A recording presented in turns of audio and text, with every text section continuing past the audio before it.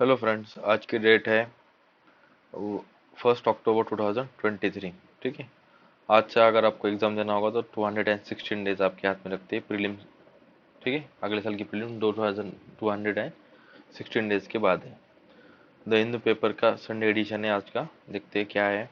First news है मालदीव्स के regarding है। यहाँ में प्रेसिडेंशियल पोल हुए और वहाँ पे म्यूजियस इलेक्ट हुए हैं। ठीक है, म्यूजियस ये इलेक्ट हुए और इन्होंने किसको हराया है? मोहम्मद म्यूजिज ने किसको हराया है? इब्राहिम मोहम्मद सोली को हराया है। ठीक है, अभी ये याद रखिए, इब्राहिम मोहम्मद सोली जो थे वो प्रो इंडिया थे। ठीक है, क्या थे? Pro India. और ये जो है मोहम्मद म्यूजिज, ये प्रो चाइना। ठीक है। और जो इसके पहले के जो पीएम प्रेसिडेंट थे वहाँ के, अब्दुल्ला यामीन, ये भी प्रो चाइना थे और इनको जेल में डाला गया था। तो इन्होंने भी इनको सपोर्ट किया था, इब्राहिम म्यूजिस को। ठीक है, यही थोड़ा इसका रिगार्डिंग और न्यूज़ आगे देखते हैं। इन्होंने ये बोला है कि आफ्टर इलेक्शन आने के बाद, ये जीत के आने के बाद, ये क्या करेंगे, वहाँ पे जो डेमोक्रेटिक सिस्टम है उसको वो अभी पार्लियामेंट्री डेमोक्रेटिक सिस्टम में स्विच करेंगे। ठीक है, तो वहाँ पे प्रेसिडेंशियल सिस्टम है अभी, तो उसको वो अभी पार्लियामेंट्री सिस्टम में कन्वर्ट करेंगे। ये इंपॉर्टेंट, इसको याद रखिए। उसके बाद सेकंड न्यूज़ है Indian envoy block near UK gurdwara. ठीक है, इंडिया के एनवाय को बुलाया गया था गुरुद्वारा में मीटिंग के लिए या फिर किसी फंक्शन के लिए, और उनको गेट पे ही वहाँ के दो गार्ड्स ने उनको जाने नहीं दिया अंदर। यही पूरा इशू है। और ये कहाँ हुआ है? ग्लासगो में हुआ है। ग्लासगो क्या है? इंग्लैंड के अंदर है। ग्लासगो एक स्कॉटलैंड के अंदर सिटी है, स्कॉटलैंड इंग्लैंड में है। ठीक है, जितना ही याद रखिए। तो इसके पहले भी क्या हुआ था? 31 मार्च को, एक मिनट, हाँ देखिए, इसके पहले क्या हुआ था? मार्च 19 को। ठीक है, मार्च 19 को एक प्रोटेस्ट किया गया था इंडियन हाई कमीशन के सामने लंदन के अंदर। तो वहाँ पे वहाँ के प्रोटेस्टर ने चढ़ के इंडियन का ट्राई फ्लैग जो तिरंगा है उसको नीचे कर दिया था, डाउन कर दिया था, टेकन डाउन, उसको निकाल दिया था। ठीक है, उसको रिगार्डिंग इंडिया ने बोला कि आप इसके ऊपर कुछ एक्शन लो। यूके को बोला, यूके ने कुछ एक्शन नहीं ली, यूनाइटेड किंगडम ने। तो उसको रिटेलिएशन में इंडिया ने क्या किया, इनके जो यूके हाई कमीशन है, residence of UK high commissioners जो न्यू दिल्ली में है, उनके आगे के जो बैरिकेड्स, पुलिस प्रोटेक्शन, मतलब पुलिस वगैरह थे, उनको सब उन्होंने हटा दिए। तो अभी कॉमन पब्लिक भी उनके घर के सामने आ जा सकती है। ठीक है, तो उन्होंने ऐसी सिक्योरिटी उनकी कम कर दी। और इंडिया ने बोला है कि हमारे डिप्लोमेट्स के लिए आप सिक्योरिटी बढ़ाओ, स्ट्रिकर करो, ये इन्होंने बोला है। ठीक है, यही न्यूज़ था, बाकी कुछ भी नहीं इस न्यूज़ में। उसके बाद September rainfall wash off India's monsoon deficit. ठीक है, तो मानसून में डिफिसिट हुआ था लेकिन सितंबर में ज़्यादा बारिश हो रही, यही बोला गया। Despite the driest August in the century, century में ड्राइस्ट ऑगस्ट था ये। India has dodged drought this year, India को लग रहा था ड्रॉट आएगा, thanks to the unexpectedly heavy rain in the September, लेकिन सितंबर में ज़्यादा बारिश हुई। ठीक है, यही है फर्स्ट पेज पे। उसके बाद और एक न्यूज़ है, 2000 के नोट्स अभी आप 7 अक्टूबर तक उन्होंने डेडलाइन बढ़ा दी, ये आप एक्सचेंज कर सकते हैं इसको, यही इतना ही। उसके बाद यहाँ पे एक न्यूज़ इंपॉर्टेंट है, Kazan meet makes no headways to equal rights in Afghanistan. ये कजन रशिया के अंदर एक जगह है। ठीक है, रशिया के अंदर एक जगह है, वहाँ पे एक मीट हुआ जिसका नाम है मॉस्को फॉर्मेट। यहाँ पे देखिए, मॉस्को फॉर्मेट एक मीट हुआ। वहाँ पे बहुत सारे कंट्रीज के, मतलब रशिया, अफगानिस्तान, सऊदी अरेबिया, इन कंट्रीज के रिप्रेजेंटेटिव आए थे और तालिबान भी आया था। तो उन्होंने तालिबान को पूछा कि भाई यार, तुम अभी वुमेन्स राइट्स वगैरह इसके ऊपर काम करोगे कि नहीं करोगे? तो तालिबान ने ऐसा कुछ उनको ऑफिशियली प्रॉमिस नहीं दिया। The group failed to extract any promise from Taliban representatives on the timeline for the government formation और on the restarting girls education. आप गवर्नमेंट बनाओ, इसके ऊपर भी उन्होंने कोई जबान नहीं दी, और गर्ल्स का एजुकेशन रिस्टार्ट करो, इसके ऊपर भी कुछ नहीं दिया। Amid the embassy closure threats the Indian diplomat attends along with the Taliban foreign affair minister. देखिए, अभी कल ही अगर आप न्यूज़ फॉलो कर रहे होगे तो कल ही इन्होंने बोला है तालिबान ने कि हम इंडिया के अंदर इनका जो एम्बेसी है उसको क्लोज करेंगे। क्यों क्लोज करेंगे? क्योंकि एक तो फाइनेंशियल कंस्ट्रेंट्स है, पैसे नहीं इनके पास। दूसरा, जो इंडियन फॉरेन एम्बेसी है, फॉरेन एक्सटर्नल मिनिस्ट्री है इंडिया की, वो इनको कोऑपरेट नहीं कर रही। क्यों नहीं कर रही? इंडिया इज नॉट रिकॉग्नाइज इन अफगानिस्तान। क्यों अफगानिस्तान को रिकॉग्नाइज कर रही? क्योंकि इंडिया बोलती है वहाँ पे जो ह्यूमन राइट्स है उसका आप सम्मान करो और वुमेन्स को एजुकेशन राइट्स दो, और दूसरी चीज़, आप लेजिटिमेट गवर्नमेंट फॉर्म करो। ये इंडिया ने बोला है। तो इसकी वजह से इंडिया उसको रिकॉग्नाइज नहीं करता एज अ कंट्री, और उसकी वजह से इंडिया उसको फाइनेंशियल एड नहीं दे सकता है। ठीक है, ये बात याद रखो। लेकिन इंडिया उनको गेहूं वगैरह भेज रहा है। फाइनेंशियल एड देना अलग बात होती है और ह्यूमैनिटेरियन असिस्टेंस देना अलग बात होती है। ये दो चीजें आप ध्यान में रखिए। ठीक है, तो इन्होंने ये बोला है कि तभी भी ये क्लोज करने वाले तभी भी इंडिया के दो डिप्लोमेट्स थे जो तालिबान फॉरेन मिनिस्टर के साथ इस मीटिंग में अटेंड हुए थे। ठीक है, Indian diplomat attend the meeting along with the Taliban foreign ministers. यही है इस न्यूज में, दूसरा कुछ नहीं। अर्जेंटीना के साथ इंडिया ने security social security agreement sign किया गया। देखते हैं क्या है इसके अंदर। India and Argentina sign an agreement to ensure the legal rights of a professionals. Professionals कौन होते हैं? Doctors, engineers. ठीक है तो legal rights of a professionals, इसको इंश्योर करने के लिए एक पैक्ट साइन किया गया इन ईच अदर्स डोमेन्स, मतलब एक दूसरे के स्टेट के अंदर। That will assist a risk free international mobility, मतलब एक दूसरे के कंट्री में आ जा सकते हो। The embassy of India in a statement said that the social security agreement, agreement का नाम क्या है, ये इंपॉर्टेंट है। सोशल सिक्योरिटी, यहाँ पे देखिए सोशल सिक्योरिटी एग्रीमेंट। ठीक है, ये साइन किया गया। Social security agreement is aimed at ensuring the rights of a governing member of Indian nationals employed in various Indian and international concerns in Argentina, as well as the Argentinian nationals seeking employment in India। यही जो मैंने आपको बोला, जो अपने उधर के professional से वो अर्जेंटीना जाएंगे तो उनको वहाँ पे प्रोटेक्शन मिलेगा, और अर्जेंटीना के जो एम्प्लॉयज है वो जो इंडिया के आएंगे तो उनको इंडिया के लॉ के अंदर प्रोटेक्शन मिलेगा। यही इन्होंने बोला है। Social security agreement between India and Argentina credited a legal framework which will enable the professional of both sides to claim old age and survivors pensions। तो इनको ये दो चीजें मिलेगी, ओल्ड एज पेंशन मिलेगा सोशल सिक्योरिटी एग्रीमेंट के अंतर्गत। India and Argentina के जो जो लीगल फ्रेमवर्क में प्रोफेशनल्स आएंगे दोनों साइड के, तो दोनों भी क्लेम कर सकते हैं। अगर अर्जेंटीन क्लेम यहाँ पे आएगा तो वो क्लेम कर सकता है, इंडियन वहां जाएगा तो वो क्लेम कर सकता है। ठीक है, apart from this also save guard the permanent and total disability pension, ये इंपॉर्टेंट है। तो यहाँ पे वो permanent and total disability pension देंगे वो for the employed person as well as to the legislation in Argentina concerning contributory beneficiaries of the social security schemes। ठीक है, तो सोशल सिक्योरिटी स्कीम जो अर्जेंटीना के अंदर है उनको वो बेनिफिट देंगे, और इंडिया के अंदर भी वही बेनिफिट मिलेंगे उनको। यहाँ पे ये याद रखिए, permanent and total mobility disability pension मिलेंगे उनको। ठीक है, it also takes care factors like rent, subsidiary and lump sum payments as per the national laws of the countries. तो इनको दोनों के अंदर rent, subsidiary and lump sum payments के जो लॉज होंगे वो उसके अंदर उनको इस एग्रीमेंट के अंदर वो कवर होंगे। ठीक है, यही बोला गया अर्जेंटीना से रिगार्डिंग आर्टिकल था।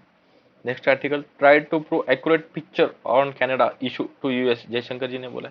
Jaishankar ji 70th United Nations General Assembly के सेशन अटेंड करने गए थे यूएसए। तो वहां से निकलते निकलते उन्होंने दो लोगों से बात की, यूएसए के बड़े बड़े दो ऑफिशियल से।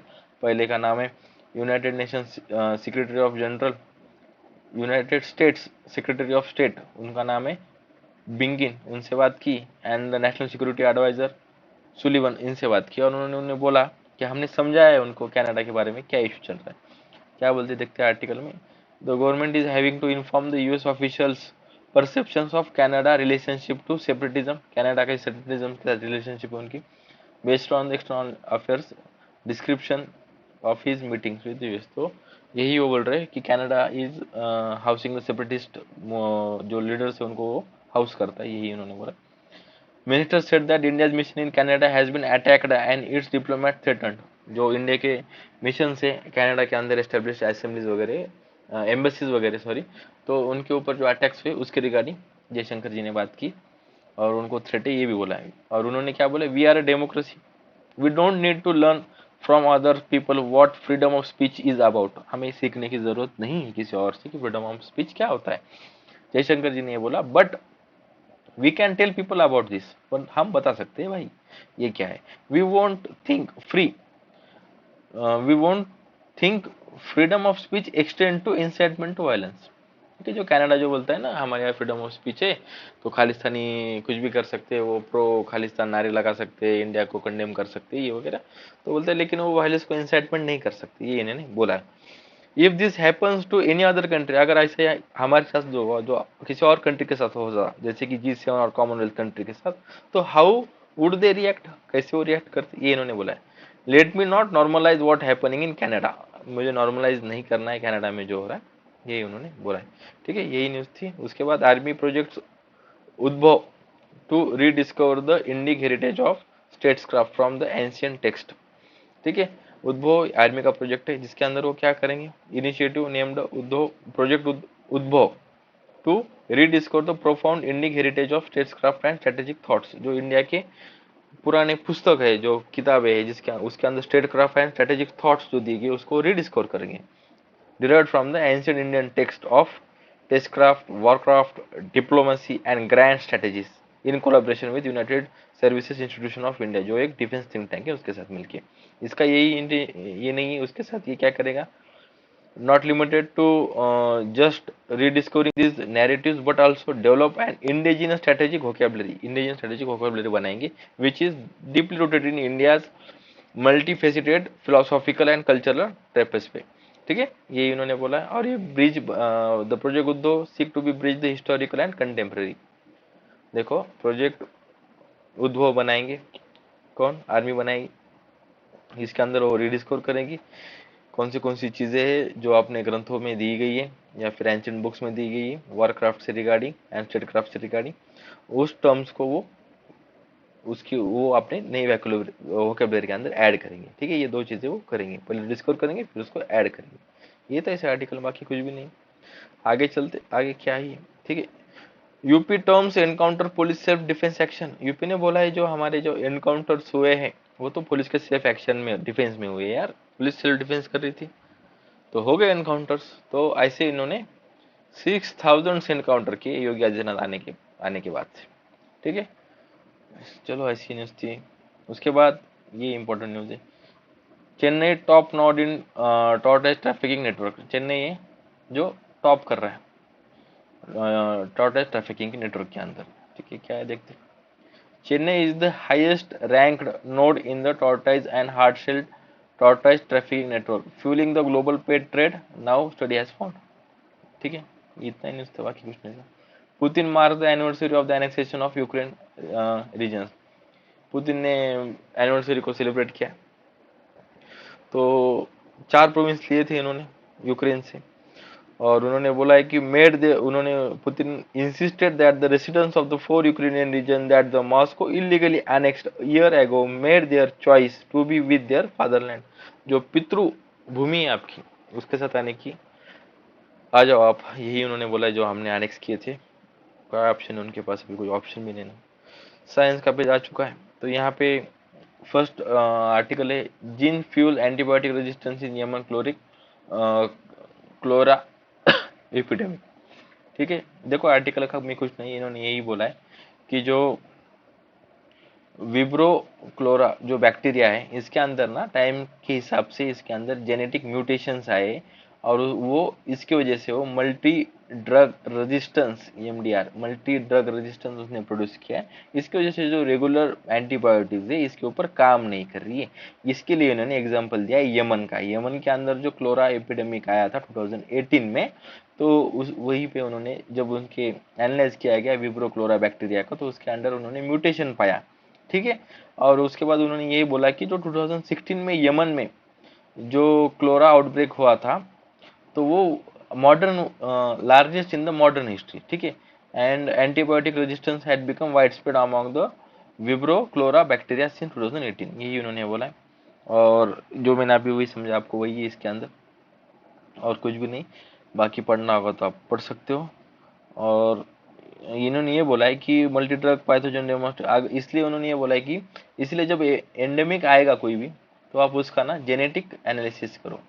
ठीक है, उसका जेनेटिक एनालिसिस करो, तब आपको समझ में आएगा कि म्यूटेशन हुआ है या नहीं हुआ है। ठीक है, यही इसमें, बाकी कुछ भी नहीं है। Why the biosafety level 3 labs for the निफा कंफर्मेशन इज अननेसेसरी। कुछ भी नहीं है इसमें। चलो मैं आपके लिए थोड़ा बता देता हूँ। देखो, the sample send to the Truenat testing. ठीक है, यहाँ पे देखिए, the sample send for the Truenat testing are collected in transparent medium. जो ट्रू नेट की टेस्टिंग के लिए सैंपल भेज जाते हो, ध्यान से सुनिए, वो ट्रांसपेरेंट मीडियम में होते हैं, विच इनएक्टिवेट्स द वायरस, इसकी वजह से वो वायरस इनएक्टिवेट हो जाता है। Inactivated virus are not viable, वो मतलब वो किसी को अफेक्ट नहीं कर सकते, and can not infect the people, ठीक है। नॉट वायबल मतलब वो जिंदा नहीं होते, इसलिए वो किसी को अफेक्ट नहीं करते। Biosafety lab 3 facility for the virus confirmation is the reluctant, इसलिए आपको अगर अपने पास ट्रू नेट टेस्टिंग होगा तो आपको बायोसेफ्टी लेवल 3 लैब की जरूरत ही नहीं पड़ेगी, उसका उसकी कंफर्मेशन के लिए जरूरत ही नहीं पड़ेगी। तो इसकी वजह से अनिश्चित डिले हो रहा है निफा वायरस के चेकिंग करने में, यही इसमें बोला गया है। बाकी कुछ इसमें इतना इंपॉर्टेंट नहीं है, तभी भी मैं थोड़ा पढ़ देता हूँ, थोड़ा आपको आइडिया आ जाएगी। Needlessly precaution delay the time actions. WHO clearly mentions that biosafety lab level 3 and 4 facilities is needed only for Nipah virus isolation. Isolation करना होगा तभी जरूरत है आपको। Nipah virus is isolated only for research purposes. ठीक है। Biosafety level 3 facilities are designed to handle clinical samples to further minimize the risks. The laboratory persons and the देखो laboratory person को रिस्क कम करने के लिए and avoid the accidental release into environment के लिए biosafety level 3 facilities design की गई है। Till the introduction of true net, ICMR encouraged collection of only live samples so the diagnostic testing and research by the virus isolation can be done using the same sample। जब तक true net नहीं आया था तब तक ICMR ने बोला था कि आप लाइव सैंपल लो, जो दोनों काम आ जाएंगे। पहला काम क्या है, डायग्नोस्टिक टेस्टिंग हो जाएंगी और रिसर्च हो जाएगा, यही उन्होंने बोला। All sample to be tested using the Truenat need to be collected in a lysis buffer which inactivates the virus immediately. Truenat के अंदर जो अपन वायरस चेक करते हैं वो लिसिस बफर में आते हैं, उसकी वजह से वायरस इनएक्टिवेट हो जाता है। Inactivate virus no longer viable and hence can not be multiply, अब वो मल्टीप्लाई नहीं कर सकता अगर वो वायबल ही नहीं होगा तो। और cause infection even in expose to it, अगर वो एक्सपोज होगा तो इन्फेक्शन नहीं कर सकता।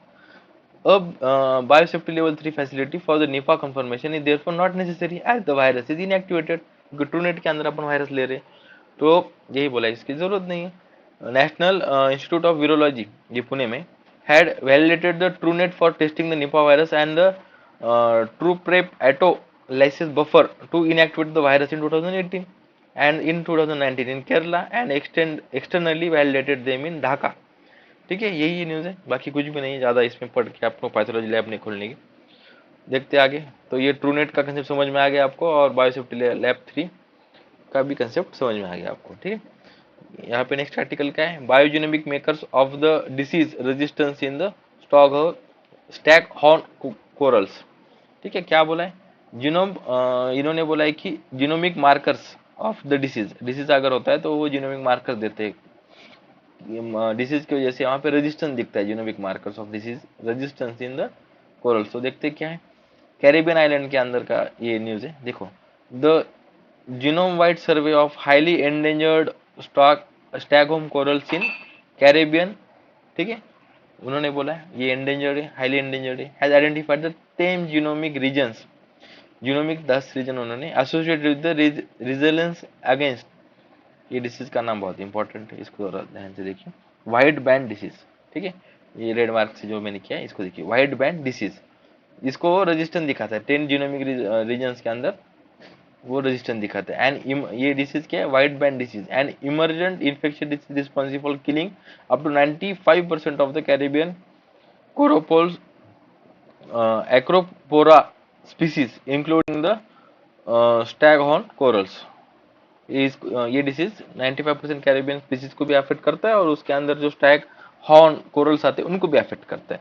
The finding could be used to conserve tool to improve the disease resistance in the wild and nursery stock of a stock horn corals to be repopulated damaged coral reef through the Caribbean waters. तो वही बोला उन्होंने, अगर इस disease का पहले पता चल गया तो आप इसको रिपॉपुलेट कर सकते हैं और उसको फिर वाइल्ड में छोड़, मतलब उसको वाइल्ड में फिर एस्टेब्लिश भी कर सकते, यही इन्होंने बोला है। देखिए, बाकी कुछ भी नहीं है इसके अंदर। उसके बाद यहाँ पे एक मस्त आर्टिकल है, TB patient must also be screened for pre diabetics. तो यहाँ पे ना चेन्नई के अंदर, देखो चेन्नई के, नॉर्थ चेन्नई के अंदर एक गवर्नमेंट फैसिलिटी के अंदर टीबी यूनिट्स के ऊपर ये रिसर्च किया गया है। तो इसमें इन्होंने बोला अगर 2 पेशेंट टीबी के हो गए तो उसमें का एक पेशेंट प्री डायबिटिक होगा या फिर डायबिटिक होगा, यही इस रिसर्च का कहना है। ठीक है, बाकी कुछ भी नहीं। यहाँ पे एक है, यहाँ पे डोगमा चैलेंज, मतलब जो पुराने ख्याल है उसको चैलेंज किया गया है। तो इन्होंने, आपने को क्या लगता है कि जहाँ के सेंट्रल ब्रेन होगा, बंदे के पास सेंट्रल ब्रेन होगा, जैसे कि आपके पास मेरे पास है है ना, ठीक है, होगा तो कमेंट कीजिए फिर है बोल के। सेंट्रल ब्रेन होगा तो वो रिस्टोर करता है कि आपने क्या याद किया, आपके प्रीवियस पास्ट से आपने क्या सीखा है, उसको सेव करके आगे उसको फ्यूचर में यूज करेगा, ठीक है। तो जो जेली फिश है उसके अंदर तो सेंट्रल ब्रेन होता ही नहीं है, ठीक है, जेली फिश में सेंट्रल ब्रेन होता है, लेकिन जेली फिश के पास 24 आइज होती है उसकी बॉडी के ऊपर चिपकी हुई। तो साइंटिस्ट ने इसी थ्योरम को चैलेंज करते हुए ये बोला है, scientist demonstrated that jellies could acquire the ability to avoid the obstacles, ठीक है। उन्होंने क्या बोला कि जेली जो होती है, jelly fish, jelly could acquire the ability to avoid the obstacle through the associate learning. तो विदाउट मेमोरी के ये एसोसिएट लर्निंग को यूज करते हैं, ठीक है, यही इसमें दिया गया है। The jellyfish could acquire the ability to avoid the obstacle through the associative learning, a process through which organisms form the mental connections between the sensory stimulations and behavior। तो ये associative learning एक relationship form करेगा किसकी किसके बीच में, sensory stimulations and behaviour के बीच के अंदर, ठीक है, मेंटल कनेक्शन फॉर्म करेगा, ये इसके अंदर है। इसके ऊपर रिसर्च होगी तो देखेंगे आगे। उसके बाद कंसर्न यूजिंग द अदर, इसको बाद में देखेंगे, पहले इसको देखेंगे। How the important is the first asteroid sample. देखो, नासा का 24 सितंबर को नासा का ओसिरिस रेक्स, ये जो स्पेसक्राफ्ट है वो वापस आया। ओसिरिस रेक्स का लॉन्ग फॉर्म क्या है, स्पेस, ये स्पेस का लॉन्ग फॉर्म क्या है, origin spectral interpretation resource identification security री लॉगिथ एक्सप्लोरर, ठीक है, ये इसका लॉन्ग फॉर्म है। तो इसने क्या किया है, बेनू नाम का एक एस्ट्रॉइड है, बेनू, बेनू का पूरा नाम क्या है, 101955 बेनू, इसका एस्ट्रॉइड है। तो इसके ऊपर ये स्पेसक्राफ्ट लैंड हुआ। फिर इसके अंदर का उन्होंने नाइट्रोजन, देखो यहाँ पे, तो इसके ऊपर उन्होंने ना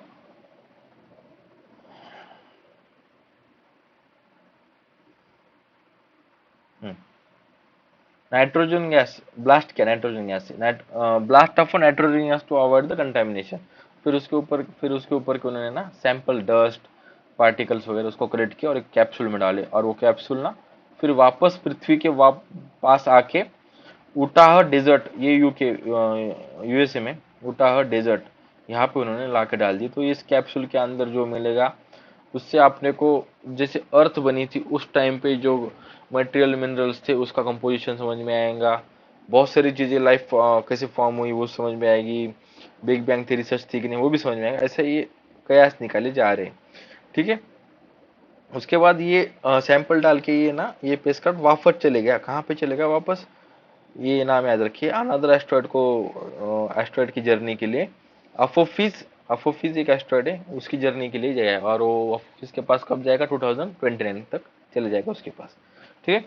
अभी क्या क्या साइंटिस्ट ने बोला है, scientist want to study the venue, why scientist want to study the venue, venue को क्यों स्टडी करना चाहिए, क्योंकि जो एस्ट्रॉइड बेल्ट है, कहाँ में asteroid belt, Mars and Jupiter के बीच में, inhabited thousand of space rocks, यहाँ पे थाउजेंड ऑफ स्पेस रॉक्स है, जैसे कि पेबल्स टू 800 किलोमीटर सीरीज, इतने बड़े बड़े तक ये है उसमें, ठीक है, एस्ट्रॉइड्स घूम रहे हैं। और जो प्लानिटरी एक्सपर्ट्स, डिफेंस एक्सपर्ट्स है, उन्होंने बोला है कि एक आधा आके अगर पृथ्वी को टकरा जाएगा तो चपट जाएंगे अपना एक आधा शहर वगैरह, ठीक है, ये इन्होंने बोला है। उसके लिए स्टडी करनी पड़ती है इनकी, नियर अर्थ एस्ट्रॉइड कौन है, कब आएगा, कब टकराएगा, क्या होगा नहीं होगा, ठीक है, यही उन्होंने बोला है। और उसके बाद स्पेस माइनिंग, मतलब माइन एस्ट्रॉइड्स पॉसिबल है कि नहीं है ये इन्होंने बोला है। तो उसके लिए उन्होंने थोड़ा डाटा दिया है, नासा का गैलीलियो लॉन्च हुआ था 1989 में, एंड नासा का ही नियर शू मेकर 1996 में हुआ था। जापान के दो हुए थे एस्ट्रॉइड मिशन, फर्स्ट हायाबुसा 1 हुआ था 2003 में, और हायाबुसा 2 2024 में, 2014 में सॉरी।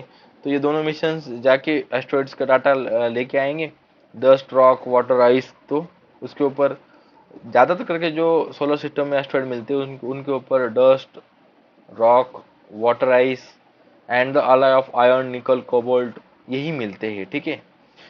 लेकिन अगर किसी इसके ऊपर आपने को नेचुरल प्रेजेंस ऑफ वाटर मिलेगा, वाटर किस फॉर्म में मिलेगा, परमाफ्रॉस्ट मतलब ठंडा मतलब बर्फ हुआ, और तो सैचुरेटेड मिनरल के फॉर्म में मिलेगा, तो अपनी लॉटरी लग सकती है। लेकिन इसको इसकी माइनिंग करने का डिफिकल्टी क्या क्या आएगी, क्योंकि वहाँ पे लो ग्रेविटी होगी एस्टेरॉइड के ऊपर, लैक ऑफ एटमॉस्फेयर होगा, and the radiation exposure need to be overcome. ये इन्होंने उसकी डिफिकल्टीज बताई है, ठीक है, ये याद रखिए। उसके बाद यहाँ पे the concern using Aadhaar in welfare ये बोला है।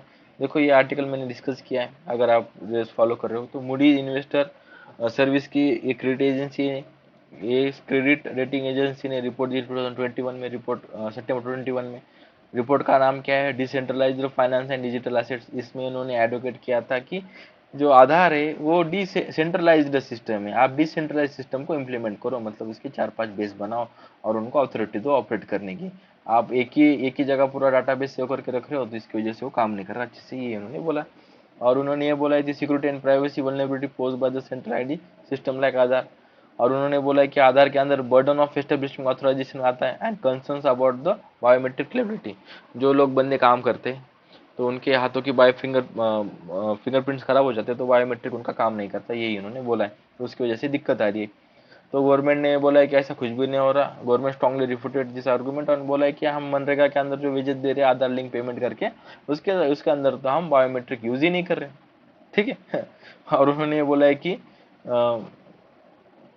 तो what are the rational for the Aadhaar. तो यहाँ पे आप ये याद रखिए, आधार नंबर इंडियन रेसिडेंट्स को दिया जाता है, इंडियन सिटीजन को नहीं, इंडियन रेसिडेंट्स को, जो भी इंडिया के अंदर रहेगा उसको आधार नंबर मिल जाएगा। आधार नंबर कौन देता है, unique identification authority of India, UIDAI, ये देता है, ठीक है।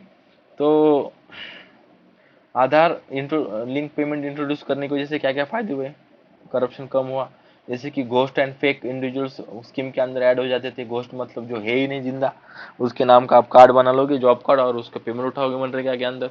और फेक का मतलब झूठा, ठीक है, उसका वो मर गया लेकिन उसका नाम अभी भी चल रहा है, तो उसका नाम चला रहे हो आप अभी तक भी, ठीक है, वही है।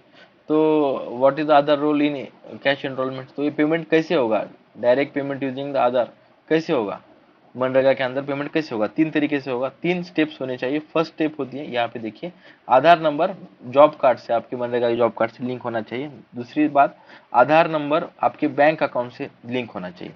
तीसरी बात यहाँ पे इंपॉर्टेंट है, जो आधार नंबर है वो आपके बैंक से लिंक होना चाहिए, और that branch with mapper of the National Payment Corporation of India. वो जो बैंक है विथ मैपर, देखो यहाँ पे the third, the Aadhaar number must be link correctly through हर bank branch with, bank branch से किससे कनेक्ट होना चाहिए, with mapper of the National Payment Corporation of India. अभी National Payment Corporation of India which act as a the clearing house of Aadhaar based payment. ये 3 चीजें हो जाएंगी तो उसके अकाउंट में डायरेक्ट पैसे आ जाएंगे, ठीक है। और इस पेमेंट सिस्टम को क्या बोलते हैं, आधार इनेबल पेमेंट सिस्टम, ये याद रखिए, आधार इनेबल पेमेंट सिस्टम, AEPS बोलते हैं इसको।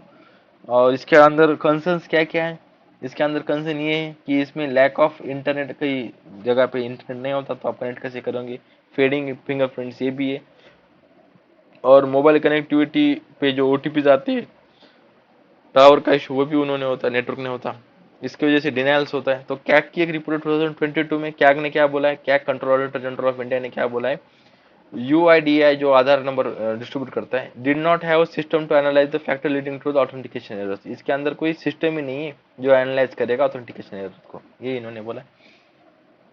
उसके बाद राइटर ने बोला कि मोस्ट ऑफ द वर्कर्स जो होते हैं वो उनको तो पता ही नहीं होता उनका आधार बैंक कौन से लिंक है, ठीक है, यही उन्होंने बोला है। और उन्होंने यहाँ पे एग्जांपल दिया है, 10 करोड़ का स्कॉलरशिप स्कैम हुआ झारखंड का ना 2020 में। तो उन्होंने बोला है कि मल्टीपल टाइम्स एक बंदे के बायोमेट्रिक पे बायोमेट्रिक्स लिए गए और उससे मल्टीपल विड्रॉल किया गया पैसे का, तो उनको समझ में नहीं आया कैसा हो रहा है ये चीज़ें, ठीक है, ये उन्होंने एग्जाम्पल दिए, यही आर्टिकल में दिया गया, concern using the Aadhaar in welfare. उसके बाद यहाँ पे देखिए, ये चाइना है, ठीक है, ये साउथ चाइना सी है जो आपको व्हाइट कलर में दिख रहा है, और ये इधर फिलीपींस, उसकी कैपिटल मनीला वगैरह, ये मलेशिया है। तो चाइना बोलता है, ये 9 डैश लाइन है चाइना की, 1 2 3 4 5 6 7 8 9। It is claim by the China and it is saying that it is the territory of China. तो बोलते हैं ऐसा क्यों, तो बोलते हैं कि हमारे परदादा दादा ने यहाँ पे रूल किया गया है, ठीक है। ये पूरी टेरिटरी हमारी है। तो इसमें से बड़े बड़े आइलैंड्स है, जैसे कि पार्टली आइलैंड्स, पार्सल आइलैंड्स, ये नाम याद रखिए आप, ये न्यूज़ में आते। तो ये सारे हमारे, इसके ऊपर वो क्लेम करते रहता है। इतना इसमें इंपॉर्टेंट था, बाकी कुछ नहीं। इतना याद रखिए, 9 डैश लाइन, ये 9 डैश लाइन है, और ये साउथ चाइना सी इसको क्लेम करता है। अब अगर आपको इसका पीडीएफ चाहिए होगा तो इस टेलीग्राम चैनल पे आप ज्वाइन होके पीडीएफ ले सकते हो। Thank you.